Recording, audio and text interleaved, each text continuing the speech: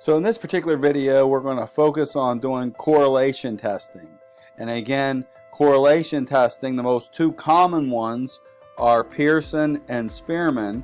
Those are the most common, but Kendall's is also out there. Now, Pearson correlation tends to be more appropriate for when we know that we've got a normal continuous distribution, and Spearman is more often used for non-parametric distributions and distributions that may not follow those normal distribution type shapes. So let's first explore some data that we might want to see if it may be correlated. So we've got, again, a lot of data in here. I've got 77 different columns. So we've even got the violent crime rate, injury death rate, average daily PM 2.5. So that's the air quality.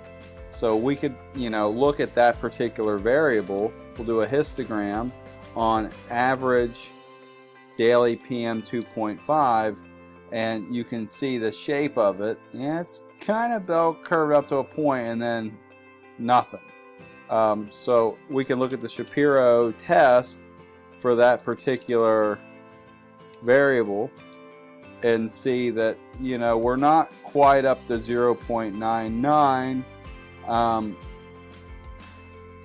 It's a little less than what you'd like to see for a normal distribution. The p-value is tiny. If I were to do that sci-pen options type thing, you would see this would be 0.0000 all the way out for like 14 or 15 digits, and then that 2.2. So maybe not normal.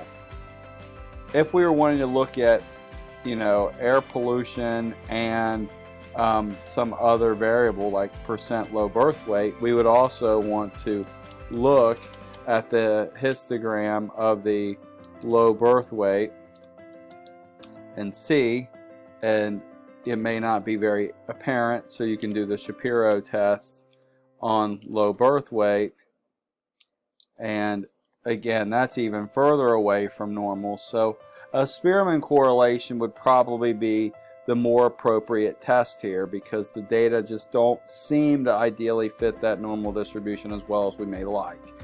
All right, now how do we do correlation testing? So you may be interested in doing correlation testing, and I've got this file right here behind. I'll have to pull it up, which has got the command that's the most commonly used command that I'm familiar with.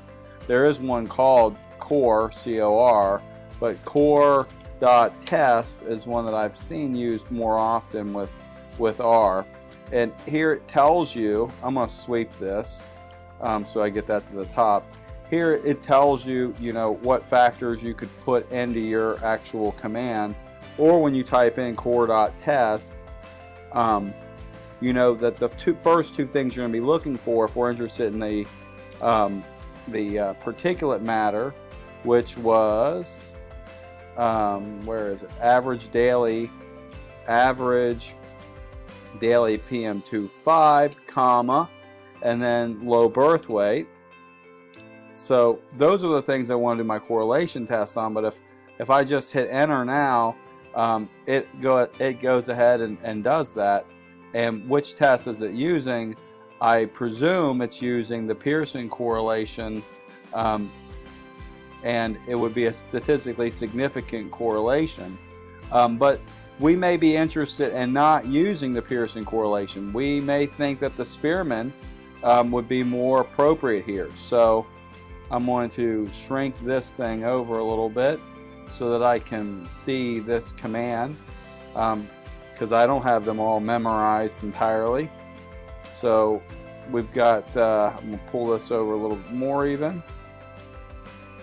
Core.test, parentheses, and then we had the average daily PM2.5, and then the low birth weight. So that's all inside of our quotations there, or our parentheses, but I'm not so much interested in doing a different type of of correlation tests. I'm just seeing if it's significantly different than 0. But the method type, though, that's where I can type in comma, method equals C parentheses quotation mark Spearman, and there's a few other things that we can do here in a little bit, but right for now I'll just hit enter on that, and it went ahead and ran this command for us. And here is the p-value, so it's very small number, 0.0000, long way out. And then Spearman's rho, which is similar to Pearson's little r, right?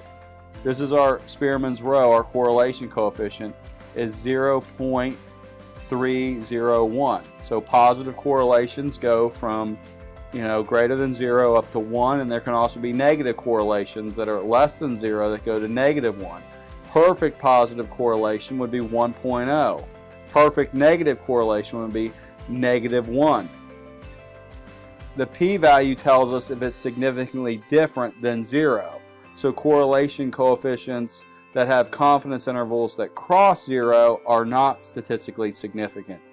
It does not show you the 95% confidence interval for the coefficient, but if it were to show you, since the p-value is so small, we know it's significantly different than 0. It's significantly different than no correlation, which would mean then we assume that there is a correlation, although it's not very strong, but it's still there.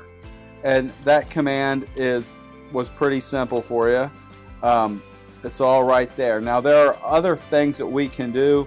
You can turn on continuity correction factors, but that's pretty simple for you all for the purposes of this class. There may be other variables that you're interested in. We'll look at the life expectancy 1990 and see how correlated it is with the 2017 life expectancy. They should be fairly strongly correlated. And the correlation coefficient is 0.796. That's Spearman's rho rather than the Pearson. Again, this particular type of test it cannot compute the exact p-value with ties, but it's still giving us one that we could use. So if I use Pearson, I can run the test, and there you see it. It's 0.776. The two are fairly close to one another, so that's with life expectancy 1990 versus life expectancy 2017.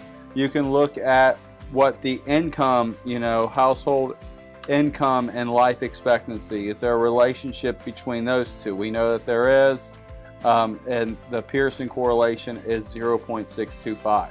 So the command is right there, core.test, household income, life expect 2017, and then the method. This is kind of the default settings for the correlation test. This particular core test is designed to run where these things are matched up or paired up with one another on the county level. So this data matches up with that data for that county. So hopefully this has been helpful. Correlation testing is one of those very elementary type tasks that need to be often done whenever you're doing some basic research and just kind of exploring your data and seeing what's going on. So I'm going to stop there, and email me if you have any questions.